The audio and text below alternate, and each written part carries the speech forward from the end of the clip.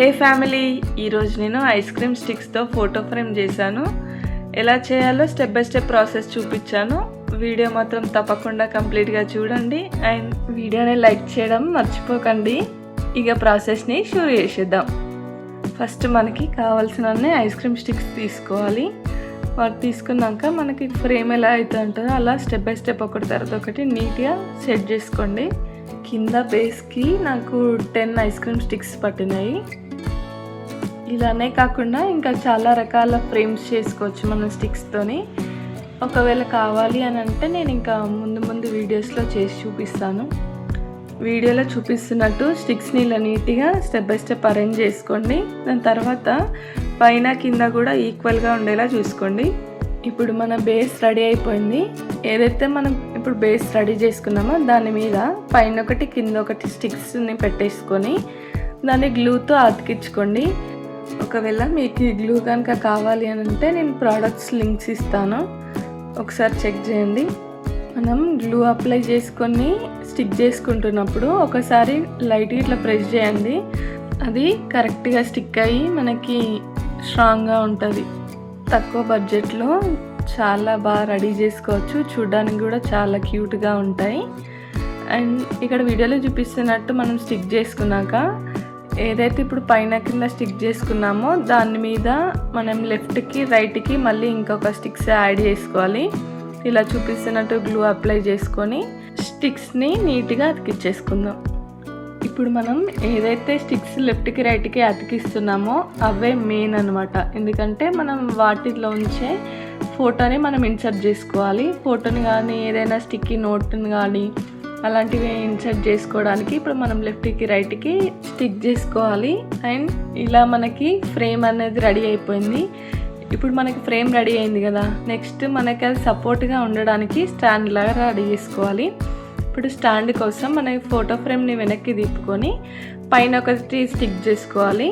ఆ తర్వాత మనకి సపోర్టింగ్కి 2 స్టిక్స్ కావాలి. అవి ఈక్వల్గా ఎడ్జెస్ని కట్ చేసేసుకోండి.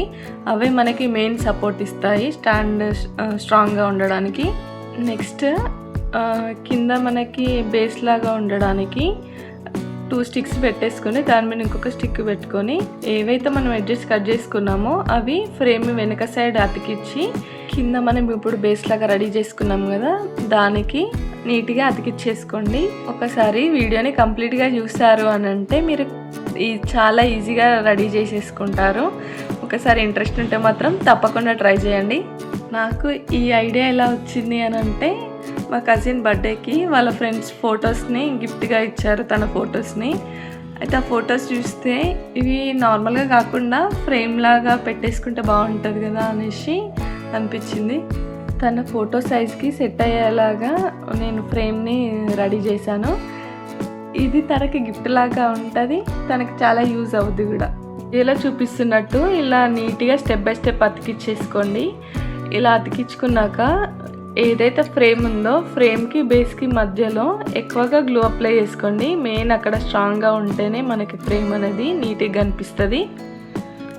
ఇలా ఫ్రేమ్ మొత్తం రెడీ చేసుకొని గ్లూ అప్లై చేసుకున్నాక కాసేపు ఫ్రేమ్ని ఆరనివ్వండి. అప్పుడే మనకి స్ట్రాంగ్గా ఉంటుంది.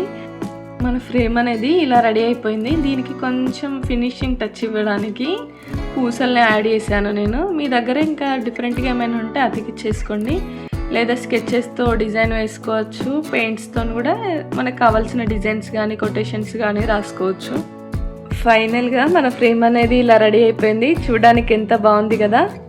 ఈ ఫ్రేమ్ని మనం చాలా రకాలుగా యూజ్ చేసుకోవచ్చు. ఫొటోస్ పెట్టుకోవడమే కాకుండా ఇలా స్టిక్కీ నోట్స్ ఏమైనా రాసి పెట్టేసుకోవచ్చు. మనం ఆఫీస్ డెస్క్ల దగ్గర స్టిక్కీ నోట్స్ పెట్టుకుంటాం కదా, అలాంటి టైంలో ఏదైనా నోట్ రాసుకొని ఇలాంటి ఫ్రేమ్లో పెట్టుకుంటే చూడడానికి చాలా క్యూట్గా ఉంటుంది.